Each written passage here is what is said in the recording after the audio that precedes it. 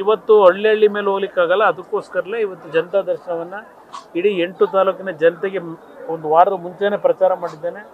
ಇವತ್ತು ಸಾಯಂಕಾಲದವರೆಗಿದ್ದು ಜನರ ಕಷ್ಟ ಸುಖ ಆಲಿಸ್ತಾ ಇದ್ದೇನೆ. ಆದರೂ ಸಹ ರಾಜ್ಯ ಸರ್ಕಾರದ ನಡವಳಿಕೆ ಮಂಡ್ಯದಲ್ಲಿ ಮಾತಾಡ್ತೀನಿ, ಜನತಾ ದರ್ಶನವನ್ನ ಮಾಡ್ತಕ್ಕಂಥದ್ದನ್ನೇ ರದ್ದು ಮಾಡಕ್ಕೆ ಹೇಳ್ತಾರೆ.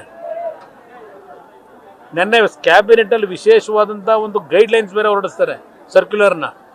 ಅದರಲ್ಲಿ ಯಾರ್ಯಾರ ಪಾತ್ರಗಳಿದೆ ಏನಿದೆ ಗೊತ್ತಿದೆ ನನಗೆ ಅಧಿಕಾರಿಗಳು ಹೋಗಬಾರ್ದು ಅಂತಕ್ಕಂಥದ್ದನ್ನು ರಾಜ್ಯ ಸರ್ಕಾರ ಸೂಚನೆ ಕೊಟ್ಟರು.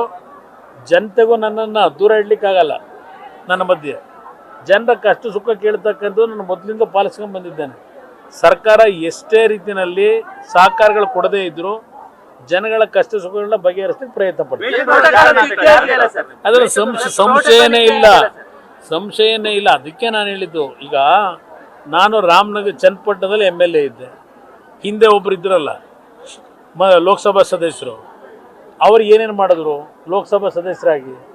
ನಮ್ಮ ಕ್ಷೇತ್ರಗಳಲ್ಲಿ ಯಾವ ರೀತಿ ಜನಸ್ಪಂದನ ಜನತಾ ಅಂತೇಳಿ ಚುನಾವಣೆಗಿಂತ ಒಂದು ತಿಂಗಳು ಮುಂಚೆ ಬಂದ್ರಲ್ಲ ಎಲ್ಲ ಕಡೆ ಅಧಿಕಾರಿಗಳನ್ನ ಎಲ್ಲ ಬರಬೇಕು ಅಂತೇಳಿ ದಂಡ ಕರ್ಕೊಂಡು, ಅದಕ್ಕೆ ಗೈಡ್ಲೈನ್ಸ್ ಇರಲಿಲ್ವಾ?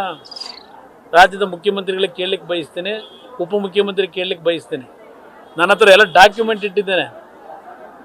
ಒಬ್ಬ ಲೋಕಸಭಾ ಸದಸ್ಯ ನಮ್ಮ ಬೆಂಗಳೂರು ಗ್ರಾಮಾಂತರ ಜಿಲ್ಲೆಯಲ್ಲಿ ಚುನಾವಣೆಗೆ 2 ತಿಂಗಳ ಮುಂಚೆ 5 ವರ್ಷ ಬರಲಿಲ್ಲ, 2 ವರ್ಷ 2 ತಿಂಗಳಿದ್ದಾಗ ಬಂದು ಹಳ್ಳಿ ಮೇಲೆ ಅಧಿಕಾರಿಗಳ ದಂಡ ಕರ್ಕೊಂಡು ಏನೋ ಈಗ ಹೊರಟಿದ್ದಾರಲ್ಲ ಉಪಮುಖ್ಯಮಂತ್ರಿಗಳು, ಏನೋ ಚನ್ನಪಟ್ಟಣಕ್ಕೆ ಈ ಕಡದ ಕಟ್ಟೆ ಹಾಕ್ತೀನಿ ಅಂತೇಳಿ ಆ ರೀತಿ ಏನು ಮಾಡಿದಿರಲ್ಲ.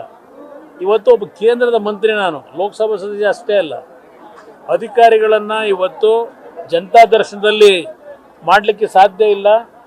ಅದು ಒಬ್ಬ ಮುಖ್ಯಮಂತ್ರಿಗೆ ಮತ್ತು ಆಯಾ ಜಿಲ್ಲಾ ಉಸ್ತುವಾರಿ ಸಚಿವರಿಗೆ ಮಾತ್ರ ಅದು ಸೀಮಿತ ಅಂತ ಹೇಳಿ ನೆನ್ನೆ ಮತ್ತೆ ಸುತ್ತೋಲೆ ಹೊರಡಿಸಿದಿರಲ್ಲ.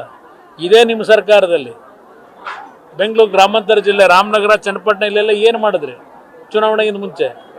ನಿಮ್ಮ ಆದೇಶಗಳೇನಿತ್ತು ಆಗ? ಇದೆಲ್ಲ ನಿಮಗೆ ನಿಯಮಾವಳಿಗಳು ಜ್ಞಾಪಕ ಬರಲಿಲ್ವಾ? ಶಾಸಕರನ್ನ ಬಿಟ್ಟು ಕೆಲಸ ಮಾಡಬೇಕಾದ್ರೆ ಈಗ ಇದಕ್ಕೆ ಹೊಸದಾಗಿ ಇವತ್ತೇ ನಿನ್ನೆ ಕ್ಯಾಬಿನೆಟ್ನಲ್ಲಿ ಇದೇ ಒಂದು ದೊಡ್ಡ ಚರ್ಚೆ. ಕುಮಾರಸ್ವಾಮಿ ಜನತಾ ದರ್ಶನ ಮಾಡಿದ್ರೆ ದೊಡ್ಡ ಚರ್ಚೆ, ಯಾಕೆ ನಿಲ್ಲಿಸಬೇಕು, ಸ್ಕಟ್ಲ ಮಾಡಬೇಕು ಅಂತೇಳಿ. ಇದರಿಂದ ಸ್ಕಟ್ಲ ಮಾಡ್ಲಿಕ್ಕೆ ಸಾಧ್ಯ ಇಲ್ಲ. ನ್ಯೂಸ್ ಫಸ್ಟ್ ನಿರ್ಭೀತಿಯಿಂದ ನಿಮ್ಮ ಪರವಾಗಿ.